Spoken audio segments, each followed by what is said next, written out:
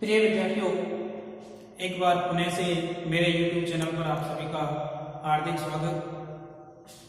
आज हम next start करने जा रहे हैं इम्यूनोलॉजी का अगला टॉपिक प्रतिजन। आपने पिछली वीडियोज में बच्चों प्रतिरक्षा के बारे में पढ़ा, इसका परिचय जाना, प्रतिरक्षा क्या होती है, ठीक है।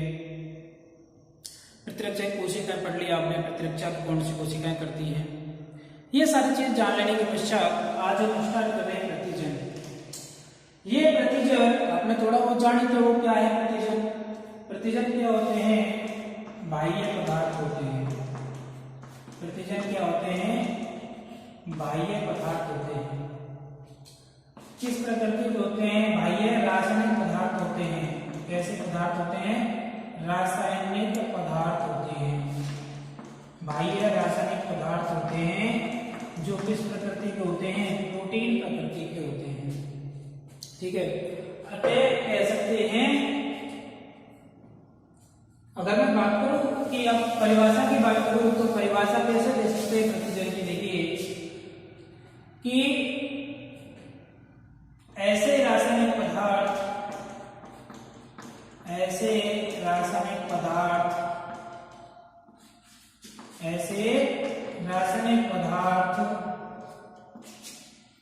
जो, ठीक है, शरीर में प्रवेश कर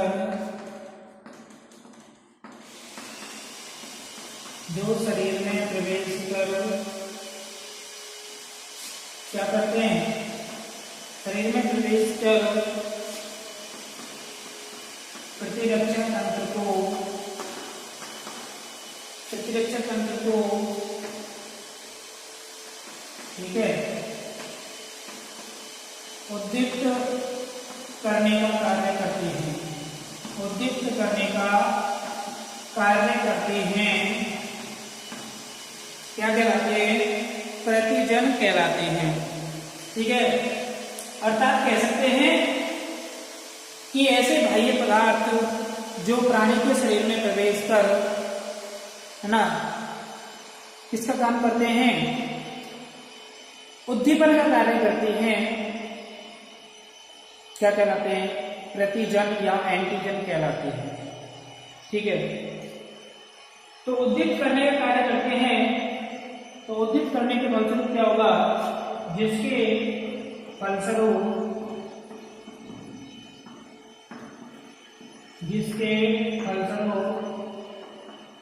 शरीर में इसका निर्माण होता है, एंटीबॉडीज का निर्माण होता है। इसका निर्माण होता है, एंटीबॉडीज का निर्माण होता है, ओके। तो एंटीजन क्या होते हैं? बाह्य पदार्थ होते हैं जो शरीर में प्रवेश करने पर उद्दीपित प्रतिरक्षण को उद्दीपित करने का कार्य करते हैं, जिसके फलस्वरूप इसका निर्माण होता है, एंटीबॉडीज का निर्माण होता है। अर्थात क्या कह सकते हैं कि जो एंटीजन है ना, एंटीजन ऐसे बाह्य कारक होते हैं। एंटीजन ऐसे बाह्य कारक होते हैं जो शरीर को क्या बनाते हैं? शरीर को रोगग्रस्त बनाते हैं। शरीर को कैसा बनाते हैं? रोगग्रस्त बनाते हैं, ठीक है। ये क्या हो सकते हैं? ये एंटीजन क्या क्या हो सकते हैं? धूल मिट्टी के कण हो सकते हैं। धूल मिट्टी के कण हो सकते हैं, ठीक है।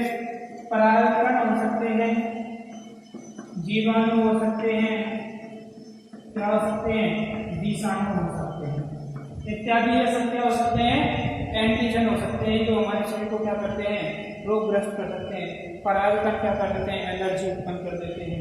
जीवाणु विषाणु हमारे शरीर में विभिन्न प्रकार के रोग उत्पन्न कर देते हैं। तो ये सब क्या है? प्रतिजन कहला सकते हैं, ठीक है। जब ये हमारे शरीर में प्रवेश कर जाते हैं तो हमारे शरीर में ये उपस्थित प्रतिरक्षण तंत्र क्या कर देते हैं? एक्टिवेट कर देते हैं। अब इनकी जो एक्टिवेट करने की क्षमता है, एक्टिवेट करने की क्षमता को हम इम्यूनोजेनिकता भी कह सकते हैं। जो एक्टिवेट करने की क्षमता है, उद्दीप्त करने की क्षमता है, प्रतिरक्षा तंत्र को उद्दीप्त करने की क्षमता है, उस उद्दीप्त करने की क्षमता को हम क्या बोल सकते हैं? इम्यूनोजेनिकता भी कह सकते हैं। क्या कह सकते हैं? इम्यूनोजेनिकता भी कह सकते हैं। अब इम्यूनोजेनिकता का मतलब क्या हुआ? इम्यूनोजेनिकता मतलब है शरीर में प्रतिजन प्रवेश करने के पश्चात शरीर के द्वारा क्या बनाया जा रहा है? प्रतिरक्षा बनाई जा रही है। उस प्रतिरक्षा बनाए जाने की प्रक्रिया है। शरीर में एंटीजन प्रवेश करने के पश्चात प्रतिजन प्रतिरक्षी क्रिया करना क्या कहलाता है? इम्यूनोजेनिकता कहलाती है। तो ठीक है, तो उद्दीप्त करने की क्षमता है क्या कहला रही है? इम्यूनोजेनिकता कहला रही है। इस इम्यूनोजेनिकता के आधार पर यानी कि उद्दीप्त करने के आधार पर हमारे शरीर में उपस्थित प्रतिरक्षा तंत्र को उद्दीप्त करने के आधार पर जो प्रतिजन के प्रकार होते हैं वो कई प्रकार के होते हैं। ठीक है, अब हम बात कर रहे हैं, आगे बात करते हैं प्रकार की। तो किसके आधार पर? इम्यूनोजेनिकता के आधार पर। और इम्यूनोजेनिकता क्या है? क्या है? उद्दीप्त करने की क्षमता है, प्रतिरक्षा तंत्र को उद्दीप्त करने की क्षमता है। तो इसके आधार पर पहला एंटीजन होता है पूर्ण एंटीजन। पहला कौन सा होता है? पूर्ण एंटीजन। यह पूर्ण एंटीजन क्या होता है? यह ऐसा एंटीजन होता है जो शरीर को पूर्ण रूप से एंटीबॉडी बनाने के लिए उद्दीप्त कर देता है। ठीक है, यानी कि ऐसे एंटीजन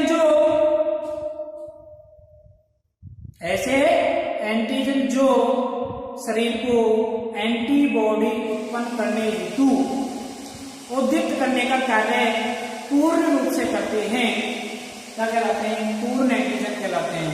है ना? समझ आया आपको? यानी कि ऐसे एंटीजन जो पूर्ण रूप में क्या कर देते हैं? हमारे शरीर को प्रतिरक्षा बनाने के लिए या प्रतिरक्षी बनाने के लिए प्रेरित कर देते हैं।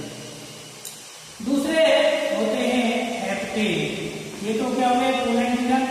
दूसरे होते हैं हेप्टेन। हेप्टेन क्या होते हैं? हेप्टेन जो होते हैं ना, एक छोटा रासायनिक समूह होता है। हेप्टेन क्या होता है? एक छोटा रासायनिक समूह होता है। हेप्टेन क्या होता है? छोटा रासायनिक समूह होता है। छोटा क्या होता है? रासायनिक समूह होता है जो है ना अकेला है ना इम्यूनोजेनिकता में सहायक नहीं होता। इम्यूनोजेनिकता में सहायक नहीं होता।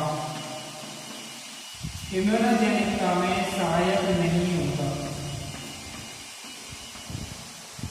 ठीक है, अर्थात हेप्टेन जैसे छोटे रासायनिक समूह हैं जो कि प्रतिरक्षा बनाने को प्रेरित नहीं कर सकते हैं, प्रतिरक्षी बनाने को प्रेरित नहीं कर सकते हैं।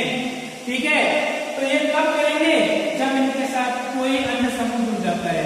ये कब प्रतिरक्षी बनने का कार्य करेंगे? जब इनके साथ कोई अन्य समूह और जुड़ जाता है, जब ये क्या बनाते हैं? प्रतिरक्षी बनाने का कार्य करते हैं। अर्थात इनके साथ जब कोई बड़ा अणु जुड़ जाता है तब ये कैसे होते हैं? क्रियाशील होते हैं। कब क्रियाशील होते हैं ये? जब इनके साथ कोई बड़ा अणु जुड़ जाता है। ठीक है, ये जो होते हैं दो प्रकार के हो सकते हैं, सरल प्रकार के और जटिल प्रकार के। जो सरल प्रकार के और जटिल प्रकार के हेप्टेन जो होते हैं ना, सरल प्रकार के और जटिल प्रकार के, दो प्रकार के होते हैं। सरल प्रकार के जो हेप्टेन होते हैं वो अवच्छेद बनाते हैं। वो क्या बनाते हैं? अवच्छेद बनाते हैं, जबकि ये अवच्छेद नहीं बनाते हैं। कब बनाते हैं अवच्छेद? जब प्रतिजन प्रतिरक्षी क्रिया होती है, प्रतिजन प्रतिरक्षी क्रिया के दौरान सरल हेप्टेन को क्या बनाते हैं? अवच्छेद बनाते हैं, जबकि जटिल हेप्टेन अवच्छेद नहीं बनाते हैं। तो इस तरह से दूसरा एंटीजन का कौन सा प्रकार हो गया? हेप्टेन हो गया। तीसरा प्रकार जो होता है वो कहलाता है पूर्व एंटीजन। एंटीजन, पूर्व एंटीजन। ये पूर्व एंटीजन मतलब हो गया pro antigen. Pro antigen, pro antigen, pro मतलब पूर्व में पहले। पहले का तात्पर्य यह है कि ऐसे पदार्थ है ना, ऐसे पदार्थ जो कम अनुभार वाले होते हैं। कैसे होते हैं? कम अनुभार वाले होते हैं, जो जैसे यदि हम बात करें जैसे कम अनुभार वाले कौन से होंगे? जैसे पित्रिल क्लोराइड, पित्रिल क्लोराइड, इसके अलावा नाइट्रोक्लोरोबेंजीन, नाइट्रोक्लोरोबेंजीन। ठीक है, पित्रिल क्लोराइड क्या होता है? देखिए इस तरह की संरचना होती है। पित्रिल क्लोराइड Cl, ये क्या होता है? पित्रिल क्लोराइड होता है, नहीं होता है? नाइट्रोक्लोरोबेंजीन क्या होती है? नाइट्रोक्लोरोबेंजीन, ये क्या है? नाइट्रोक्लोरोबेंजीन है। पैरा नाइट्रो या पैरा स्टेरिक नाइट्रो समूह हो सकता है। ये Cl समूह है और ये पैरा समूह है, नाइट्रो समूह, पैरा नाइट्रोक्लोरोबेंजीन। ये क्या है? पूर्व एंटीजन कहलाते हैं। अर्थात ये कैसे हैं? कम अनुभार के होते हैं। कैसे होते हैं ये एंटीजन? कम अनुभार के होते हैं। लेकिन यदि इनका त्वचा पर लेप किया जाए ना, लेप क्या किया जाए? इनका त्वचा पर लेप किया जाए तो लेप किए जाने के कुछ समय पश्चात ये किसकी तरह कार्य करने लग जाते हैं? विपरीत प्रभाव डालने का कार्य करने लग जाते हैं, विपरीत प्रभाव डालते हैं हमारे त्वचा पर। ठीक है, अर्थात ये कैसे हो जाते हैं? ये एंटीजन जो होते हैं देर से प्रकट करने वाले, देर से प्रभाव प्रकट करने वाले एंटीजन होते हैं, अर्थात अति संवेदनशील होते हैं। कैसे होते हैं? अति संवेदनशील, तीव्र हानिकारक नहीं है। अर्थात ये अपना प्रभाव कैसे दिखाते हैं? धीरे धीरे दिखाते हैं। इस वजह से इनको क्या बोलते हैं? पूर्व एंटीजन। और ये प्रभाव जल्दी से क्यों नहीं दिखाते हैं? क्योंकि ये कैसे हैं? कम अनुभार वाले होते हैं। ठीक है, लेकिन जब इनको त्वचा पर लेप कर लिया जाता है तो ये धीरे धीरे अपना प्रभाव दिखाते हैं, इसलिए इनको क्या बोलते हैं? गुप्त एंटीजन कहते हैं। ठीक है, आगे अगला जो प्रकार होता है वो कहलाता है गुप्त एंटीजन। गुप्त एंटीजन, ये गुप्त एंटीजन क्या होते हैं? देखिए, गुप्त एंटीजन सतह के नीचे उपस्थित होते हैं। ऐसे एंटीजन जो सतह के नीचे उपस्थित होते हैं और जब इनका टेस्ट किया जाता है, सीरम टेस्ट किया जाता है, सीरम टेस्ट के दौरान ये प्रकट नहीं होते हैं। ऐसे एंटीजन जो सतह के नीचे उपस्थित होते हैं और सीरम परीक्षण के दौरान ये प्रकट नहीं होते हैं, गुप्त एंटीजन कहलाते हैं। क्या कहलाते हैं? गुप्त एंटीजन कहलाते हैं। अर्थात ये जो है ना, समूह के नीचे उपलब्ध होने के कारण, समूह में नीचे उपलब्ध होने के कारण, ये त्वचा में नीचे उपलब्ध होने के कारण प्रतिजन प्रतिरक्षी क्रियाओं के समय उपलब्ध नहीं होते हैं। ठीक है, इनको हम दूसरा नाम भी क्या कह सकते हैं? मिथ्या एंटीजन भी कह सकते हैं। क्या कह सकते हैं? मिथ्या एंटीजन भी कह सकते हैं। ठीक है, क्या कह सकते हैं? दूसरा इनका नाम क्या कह सकते हैं? मिथ्या एंटीजन। दूसरा क्या कह सकते हैं? मिथ्या एंटीजन भी कह सकते हैं। क्यों? क्योंकि ये प्रतिजन प्रतिरक्षी क्रियाओं के लिए उपलब्ध नहीं होते हैं। ठीक है, नेक्स्ट आते हैं स्वतः एंटीजन। नेक्स्ट क्या आते हैं? स्वतः एंटीजन। स्वतः एंटीजन कुछ ऐसे पदार्थ होते हैं जो हमारे शरीर में उपस्थित होते हुए स्वतः ही कैसा है? एंटीजेनिक प्रभाव दिखाने लग जाते हैं। एंटीजेनिक प्रभाव दिखाने लग जाते हैं, वो क्या कहलाते हैं? स्वतः एंटीजन कहलाते हैं। अर्थात इनको हम क्या कह सकते हैं कि व्यक्ति के स्वयं के शरीर में, किसी व्यक्ति के स्वयं के शरीर में पाए जाने वाले ऐसे रासायनिक पदार्थ जो सहनशीलता कम होने पर, जो सहनशीलता कम होने पर स्वतः ही किसकी तरह कार्य करने लगते हैं? एंटीजन की तरह कार्य करने लगते हैं। स्वतः एंटीजन कहलाते हैं। क्या कहलाते हैं? स्वतः एंटीजन कहलाते हैं। ठीक है, जो कि क्या करते हैं? एंटीजन बनाने को उत्प्रेरित करते हैं। इसके अलावा यदि हम बात करें, नेक्स्ट आता है alloantigen. Alloantigen last है अपना एलो एंटीजन। ये एलो एंटीजन जो होते हैं ना, रक्त सीरम में पाए जाते हैं। एलो एंटीजन किसमें पाए जाते हैं? रक्त सीरम में पाए जाते हैं और ए बी और RH प्रकार के होते हैं। ए बी RH प्रकार के होते हैं। तो ये भी एंटीजन की तरह कार्य करते हैं, नहीं करते हैं?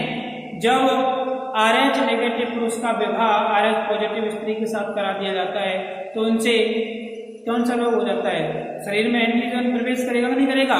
RH एंटीजन प्रवेश कर जाएगा, जिसके कारण एरिथ्रोब्लास्टोसिस फाइटिस नामक रोग हो जाता है, जिसमें शिशु की मृत्यु हो जाती है। तो इस तरह से ये किसी तरह कार्य करते हैं? एंटीजन की तरह। और वो एंटीजन क्या कहलाते हैं? Alloantigen. क्या कहलाते हैं? Alloantigen. यानी कि रक्त सीरम में उपस्थित एंटीजन ए बी तथा RH क्या कहलाते हैं? एलो एंटीजन कहलाते हैं। इनके कारण एरिथ्रोब्लास्टोसिस फाइटिस नामक रोग हो सकता है। ठीक है, तो ये जो होते हैं प्रतिरोपण के दौरान भी अनेक एंटीजन जो होते हैं अवरोध का कार्य करते हैं। जब ट्रांसप्लांटेशन होता है तो ट्रांसप्लांटेशन के दौरान भी ये एंटीजन कार्य करते नहीं करते हैं? क्योंकि जब हम डोनेट करते हैं, रुधिर का डोनेट करते हैं, रुधिर का डोनेट करने के दौरान एंटीजन को मिलाया जाता है। यदि अलग अलग तरह के एंटीजन यदि हो जाएं, अलग अलग तरह का यदि एंटीजन अगर दूसरे व्यक्ति को रुधिर चढ़ा दिया जाए अलग एंटीजन का, तो उससे व्यक्ति की क्या हो जाती है? मृत्यु हो जाती है। तो ये इस प्रकार के जो एलो एंटीजन है ना, किसके कारण अवरोध का कार्य करते हैं? ट्रांसप्लांटेशन के दौरान, प्रतिरोपण के दौरान भी अवरोध का कार्य करते हैं। तो इस तरह से ये प्रकार होते हैं एंटीजन के। ठीक है, आगे यदि मैं बात करूं, एक शब्द आता है एंटीजेनिकता। एक शब्द आता है एंटीजेनिकता। एंटीजेनिकता एंटीजेनिकता है वो क्या है? इस एंटीजेनिकता है ना, इसकी जो सूक्ष्म इकाई होती है, इसकी जो सूक्ष्म इकाई होती है वो होती है एंटीजेनिक निर्धारक बिंदु। एंटीजेनिक निर्धारक बिंदु। एंटीजेनिकता की जो सूक्ष्म इकाई होती है वो क्या है? एंटीजेनिक निर्धारक बिंदु होती है। ठीक है, सपोज कीजिए ये कोई एंटीजन है, इस पर ये क्या है? अमीनो उपस्थित होते हैं। ये कोई क्या है? एंटीजन है, इस पर ये अमीनो है, तो ये एक समूह में घेरा दिखा रहा है। ये क्या है? एंटीजेनिक निर्धारक बिंदु। एंटीजेनिक निर्धारक बिंदु। ठीक है, इसी को हम क्या कहते हैं? एंटीजेनिकता। अर्थात ये क्या हुआ? एक सीमित क्षेत्र है, ये पूरा पूरा क्या था? एंटीजन था कि नहीं, लेकिन इस एंटीजन पर भी ये क्या पाया जाता है? एक निश्चित क्षेत्र पाया जाता है। क्या पाया जाता है? निश्चित क्षेत्र पाया जाता है। वह सूक्ष्म क्षेत्र होता है जिस पर क्या उपस्थित पाया जाता है? एंटीजन पाया जाता है। जिस पर क्या पाया जाता है? विशिष्ट प्रकार का एंटीजन पाया जाता है, जो क्या करता है? एंटीबॉडी की विशिष्टता का निर्धारण करता है। ये किसका निर्धारण करता है? एंटीबॉडी की। इसको ही हम क्या बोल रहे हैं? एंटीजन निर्धारण बिंदु, एंटीजेनिकता। अर्थात वह सूक्ष्मतम क्षेत्र जो एंटीजन पर उपस्थित होते हुए एंटीबॉडी के लिए विशिष्टता का निर्धारण करता है, एंटीजेनिकता या एंटीजेनिक निर्धारक बिंदु कहलाता है। अब ये कैसे करेगा? ये मान लीजिए कोई विशिष्ट प्रकार का एंटीजन है, जैसे ये किस प्रकार का एंटीजन है? एलर्जी का एंटीजन है। इसका एंटीजन है एलर्जी का है, तो एलर्जी के प्रति विशिष्ट प्रकार की एंटीबॉडी बनेगी नहीं बनेगी? तो इसके प्रति तो बनेगी ना। तो किसके द्वारा पहचान पाई? वो जो हमारा शरीर एंटीबॉडी बनाएगा वो किसके आधार पर बनाएगा? इस एंटीजेनिक निर्धारक बिंदु के आधार पर। अर्थात इस वाले जगह पर क्या जुड़ेंगी? आके एंटीबॉडी आकर के जुड़ेगी। एंटीबॉडी आपस में जुड़ेंगी नहीं जुड़ेंगी, क्योंकि ये कैसा है, एंटीजेनिक निर्धारक बिंदु है। तो जो है ना, ये एंटीबॉडी हो गई, ठीक है। एंटीबॉडी का जो भाग एंटीजन से जुड़ता है, एंटीबॉडी, ये क्या है, एंटीबॉडी, ये क्या है, एंटीबॉडी है, और ये एंटीजन है, इससे ये एंटीबॉडी जुड़ रही है। तो एंटीबॉडी का वह भाग जो एंटीजन से जुड़ता है, एंटीबॉडी का वह भाग जो एंटीजन से जुड़ता है वो कहलाता है पैराटॉप। वो क्या कहलाता है, पैराटॉप। और प्रतिजन का जो भाग एंटीबॉडी से जुड़ता है, और एंटीजन का भाग, एंटीजन का भाग ये है ना, ये जुड़ रहा है, तो एंटीजन का यह भाग जो कहलाता है एपिटॉप कहलाता है। ये क्या कहलाता है, एपिटॉप। और इस एपिटॉप को हम क्या कहते हैं, एंटीजेनिक निर्धारक बिंदु कहते हैं। और इस प्रकार की प्रक्रिया क्या कहलाती है, एंटीजेनिकता। तो एक एंटीजन है ना, कोई भी एंटीजन हो सकता है, तो उस एंटीजन पर अनेकों निर्धारक बिंदु उपस्थित हो सकते हैं। जैसे कोई ये एंटीजन है, ये क्या एंटीजन है, इस पर ये जो है अमीनो अम्ल उपस्थित नहीं है, तो चाहे जीवाणुविक एंटीजन हो चाहे अन्य कोई एंटीजन हो, उस पर ये इस तरह के कई एंटीजेनिक निर्धारक बिंदु हो सकते हैं। तो इस पर बहुत सारे एंटीजेनिक निर्धारक बिंदु हो गए कि नहीं हो गए, तो इस तरह से कह सकते हैं कि एक एंटीजन पर बहुत सारे एंटीजेनिक निर्धारक बिंदु उपस्थित हो सकते हैं, जिस प्रकार यहाँ बोलते हैं एंटीजेनिकता। एंटीजेनिकता क्यों कह रहे हैं, क्योंकि इसमें एंटीजन बनने की क्षमता है, यानी शरीर को रोगग्रस्त करने की क्षमता है, अर्थात शरीर को एंटीबॉडी बनाने के लिए उद्युक्त करने की क्षमता है। और उस उद्युक्त करने की क्षमता को ही हम क्या बोल रहे हैं, एंटीजन की एंटीबॉडी बनाने की जो क्षमता है वो क्या कह रहा है, एंटीजेनिकता। यदि एंटीजेनिकता नहीं है तो एंटीजन हमारे शरीर के लिए हानिकारक नहीं होगा। जब तक उसमें एंटीजेनिकता का गुण नहीं पाया जाए, जब तक हमारा शरीर उसके लिए कोई एंटीबॉडी नहीं बनाएगा, ठीक है, उसे हम एंटीजेनिकता कहते हैं। ओके, समझ आया आपको। ऐसे एक शब्द आता है, आगे हम बात करते हैं इस चीज की, MHC। एक समूह होता है MHC कॉम्प्लेक्स, इसका पूरा नाम होता है मेजर, इसका पूरा नाम मेजर, इसका पूरा नाम क्या है, major histocompatibility complex, major histocompatibility complex, MHC। इसकी फुल फॉर्म क्या है, MHC की मेजर हिस्टोकॉम्पैटिबिलिटी कॉम्प्लेक्स। ये क्या कॉम्प्लेक्स होता है कि यह देखा गया कि ये प्रभेद है, ये लोग एक प्रभेद है, दूसरा प्रभेद ये है। मूसे के अंदर देखा गया, मूसे के अंदर क्या देखा गया कि जब एक मूसे, एक प्रभेद वाले मूसे की त्वचा की काट को जब है ना, ये मूसा क्या है, अर्बुद उत्पन्न करने वाली कोशिकाओं को लिया जा रहा है, यहाँ पे अर्बुद उत्पन्न करने वाली कोशिकाओं को लिया जा रहा है। जो इस MHC कॉम्प्लेक्स की खोज हुई थी ना, किसके अंदर हुई थी, मूसे में, आना कलम रोपण के दौरान की गई थी। कलम रोपण मतलब इसकी त्वचा भी इसमें रोपण करेंगे, इस दौरान देखी गई थी। तो देखिए, जब एक प्रभेद वाले मूसा की त्वचा की काट को इसी जाति के दूसरे प्रभेद, ये जाति समान है दोनों की, जाति क्या है, दोनों की समान है। तो जब एक जाति के एक प्रभेद की त्वचा की काट को उसी जाति के भी प्रभेद पर प्रतिरोपित किया जाता है, तो प्रतिरोपित करने पर देखा गया कि ये इस त्वचा को क्या कर देता है, नेग्लेक्ट कर देता है। क्या कर देता है, नेग्लेक्ट कर देता है, नकार देता है, अस्वीकार कर देता है। अस्वीकार करने का कारण क्या देखा गया कि जो इसकी जो कोशिका थी ना, इस बी प्रभेद की, इस बी प्रभेद पर है ना, पहचानने के क्षेत्र पाए जाते हैं, पहचानने के क्षेत्र पाए जाते हैं, या अपना पराये के गुण देखने के क्षेत्र पाए जाते हैं। जो त्वचा है उस त्वचा को यहाँ पर लाई गई थी, तो इस बी प्रभेद वाले पर क्या पाए जा रहे हैं, उसको अपनी जाति का है या नहीं है, अपने पराये के गुण का लक्षण पाया जाता है। उस संरचना को क्या कहा? MHC कहा। उस संरचना को क्या कहा? MHC। तो जो MHC है ना, मैमल्स में भी पाए जाते हैं। MHC किन में पाए जाते हैं? मैमल्स में भी अनेकों पाए जाते हैं। तो ये MHC जो होते हैं ना, केवल RBC को छोड़ करके, केवल किन को छोड़ करके? RBC को छोड़ करके। क्योंकि RBC को हम ट्रांसप्लांट कर सकते हैं ग्रुप को मिला करके, हैं, रुधिर का ट्रांसप्लांटेशन कर सकते हैं अपन। कैसे?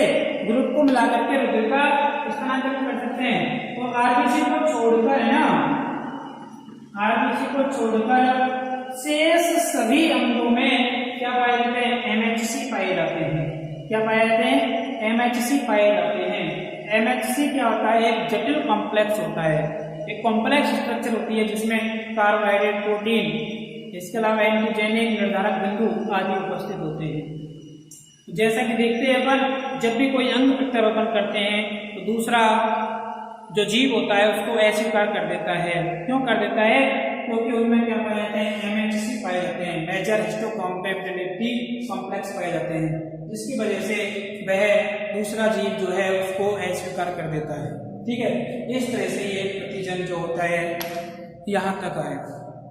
ठीक है, अच्छे से आपको क्लियर होगा। यदि आपको मेरी वीडियो पसंद आई हो तो लाइक, शेयर एंड सब्सक्राइब कीजिएगा। Thank you so very much.